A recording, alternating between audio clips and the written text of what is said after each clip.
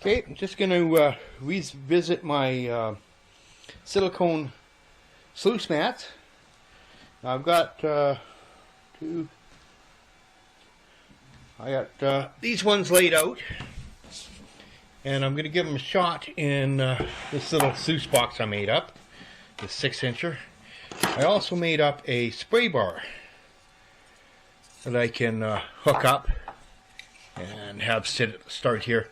Now, unfortunately, I don't have enough room for all of these in here, so I'm going to go with the low V, or the low sawtooth, the mid sawtooth, then I've got the high sawtooth I'm going to put in here, and then this is the low V, and we'll try out this one.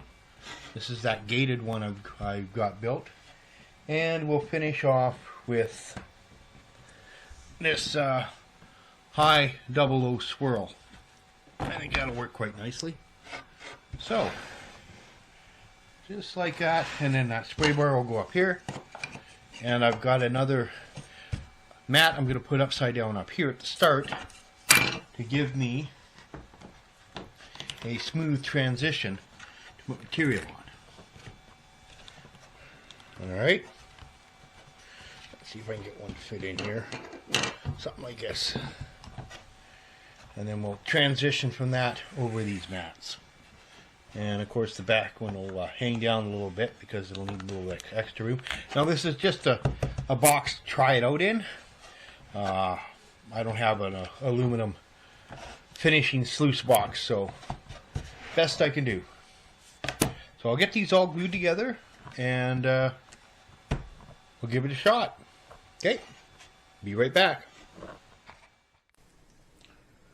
Okay guys, I've got my makeshift cleanup sluice box done up here. Now, this is that spray bar I created.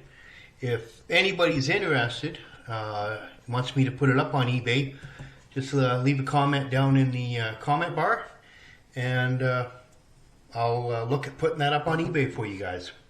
It works on a standard hose bib fitting off the back end, and then it spreads it all out. Here, I'll turn it on, give you guys a show. It works just like that.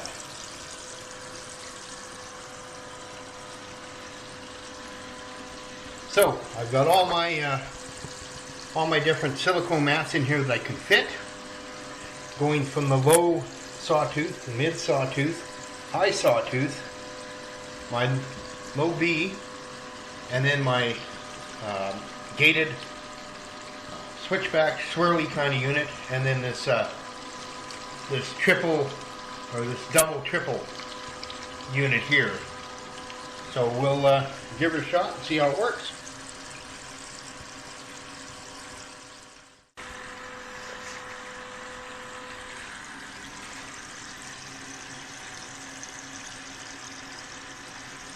Spray bar works nice.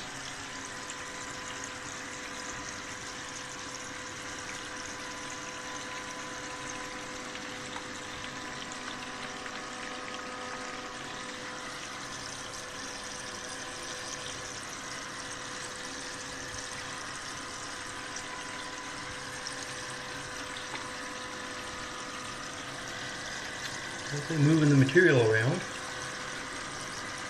It is staying down at the bottom.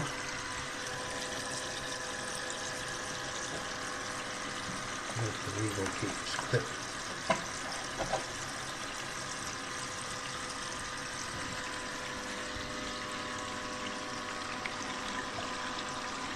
Looks like we need a little bit more material or water. There we go.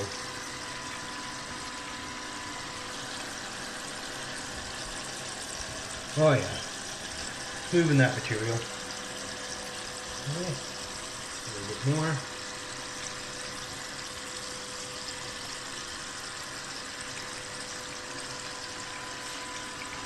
I ain't too worried about overloading it up here, because I want to see how it goes down here.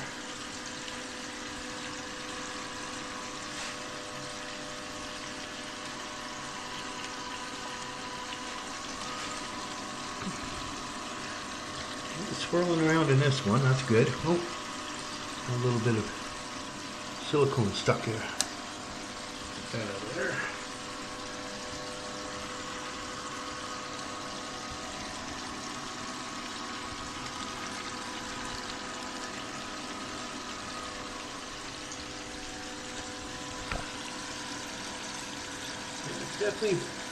Definitely moving it around.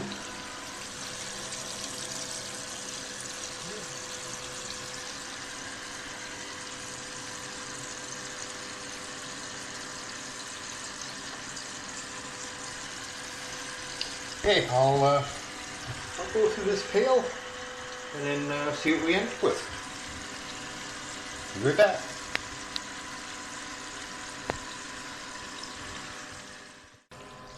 Okay, I finished off that pail. As you can see, we got black sand all the way down here. So all the heavy stayed in,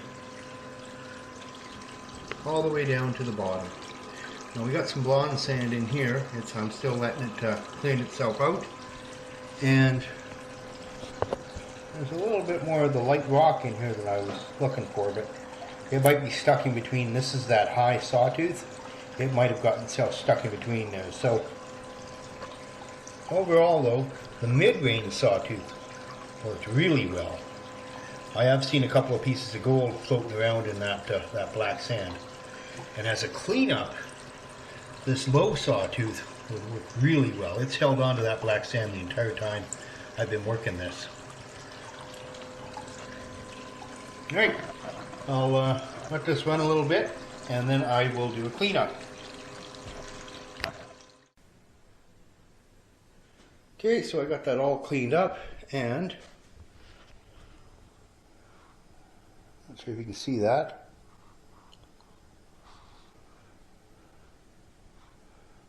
I did find some in there. I'll take a picture with my my phone because you get a lot better detail on that. Oh, you can kind of get it here. Now, I also caught what was going out. I had this pan down here just to catch it. I'll check this one out and see if there was any that that made it through, and if so, how much. I didn't expect a lot in that pail when I did it. Because that stuff from the North Saskatchewan I've already done before, and I'm surprised there's some in there. So, that's a good thing. I'll be right back after I check this one out.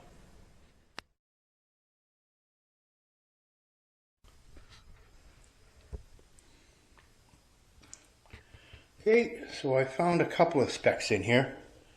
So I probably was running that a little quicker than I should have been. But I just wanted to get through that that pail of material.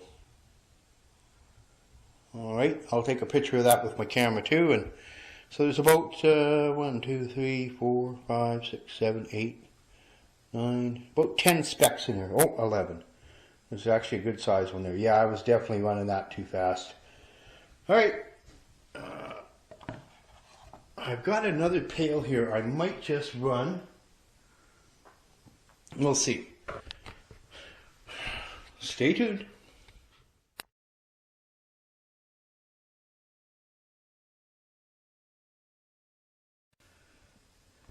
Okay, I did a second pail of concentrates I had. It's still the stuff from North Saskatchewan I've had all winter. Now, this one here, I took one section off. It was sitting over the end a little too much. And I split it up. So I'll do each section individually. I think I'll do this bottom one first. See if there's any gold that got trapped in that, which means I was going a little too quick on this one.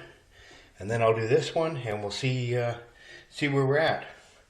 So far, I'm really happy with how the sawtooth is working, and this low V is working quite well too.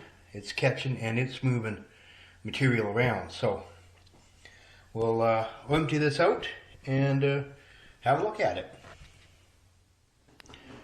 Okay, I got about 4 pieces there. I know you won't be able to see them here in the camera, but I did take a picture. I will post that up with this. You can see a couple of the bigger pieces. Now that came out